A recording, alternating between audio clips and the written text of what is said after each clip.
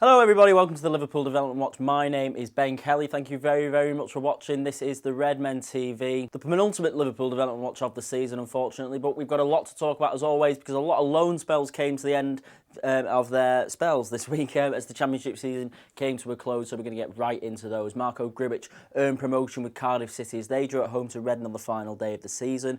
This means that they go up automatically because Fulham, Shea Ojo's Fulham, lost away at Birmingham City. He wasn't actually involved at St Andrews while Ojo, but them losing that game meant that a draw was good enough for Cardiff to go straight up into the Premier League, and Neil Warnock's side will be in the Premier League next season along with us. Of course, now it could mean that Marco Grujic could be loaned back there. I personally would like to see that happen, depending on the business that we get done over the course of the season. But he wasn't involved on that in that particular game. He was on the bench. He was an unused substitute, but he's very much played his part over the course of this second half of the season for Cardiff, and he very much deserves a promotion medal and to be able to say that he's played a good part in Cardiff's promotion this season. Harry Wilson featured for the full game as Hull drew 1-1 with Brentford to close off their season. What a second half of the season for him. Nigel Adkins has said that he wants him around at Hull City next season. They managed to finish 18th, they avoided relegation comfortably, and a lot of that is due to Harry Wilson, so congratulations to him for doing that. And actually, as I was writing the agenda for this, just before I came down to record, he's actually been named Championship Player of the Month for May? Yeah, it will have been May, won't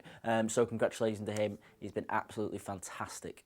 Ovi Ejaria signed off his time at Sunderland with his first senior goal in English football as they somehow beat champions of the Championship Wolves 3-0. I don't know how that happened. Obviously, Wolves had just clearly taken the foot off the gas, but that's a good result for Sunderland.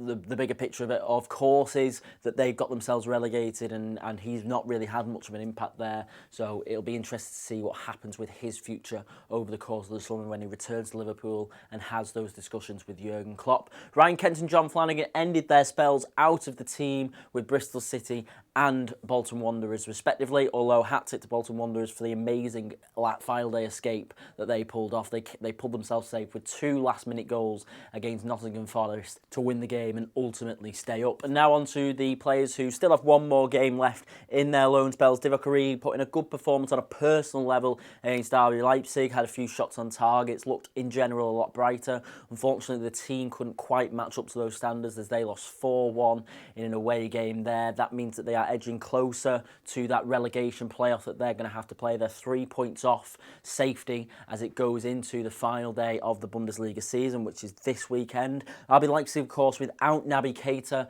but it just wouldn't be a Liverpool Development Watch, would it, without a Keita countdown. It's 54 days until he puts on our shirts. We're getting closer, everybody. Daniel Sturridge played 15 minutes for West Brom against Tottenham as they stole a last-minute winner against Mauricio Pochettino's side to keep their relegation hopes alive until Southampton cruelly stole them away again last night. Yes, West Brom and Daniel Sturridge are down. I'm a little bit sympathetic now because I do quite like Darren Moore. I think he's done an excellent job. Obviously, he got a point against us, having been 2-0 down. They beat Man United. They beat Tottenham at the weekend. They've done us a few favours. Having said that, we didn't take advantage of those favours, but you know, the principle still stands. Yeah, even though I don't like West Brom, I do have a little bit more sympathy because I do, like I say, I do like Darren Moore. But nevertheless, they are down. We will not be seeing them in the Premier League next season, and I highly doubt that they'll be seeing Daniel Sturridge next season.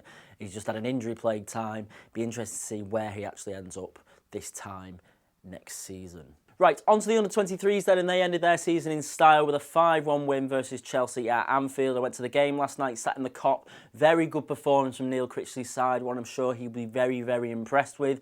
Got extensive notes on this just purely because it was actually the first time in a long time I've been able to see a full game of one of these. I always watch the highlights, but to be able to sit down and watch the full match is obviously a completely different story. 2 goals from George Johnston, 2 from Yan Danda, and another from Bobby Adekanye saw us completely dominate them. We were so much better than them, and it was clear from the first whistle pretty much. We were sharper, we were more intelligent in possession, we were drawing fouls because we were just much quicker to the ball. We were absolutely outstanding, we were just streets ahead of them. Curtis Jones and Rafael Camacho weren't involved, which makes me wonder if they'll be involved versus Brighton on Sunday for the first team, of course.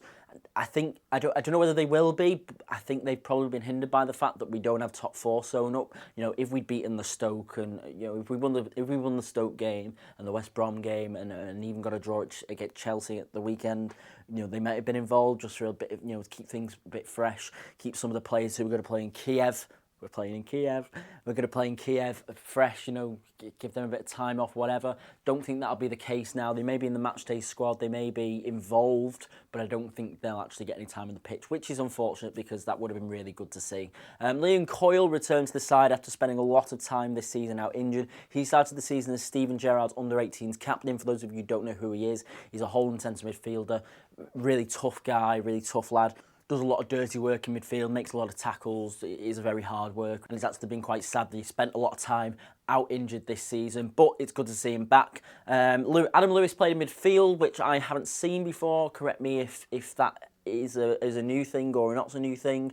Obviously, I've known him as a left-back playing for Steven Gerrard's under-18s, but now we've got Tony Gallagher in the under-23s. He's been playing them in midfield.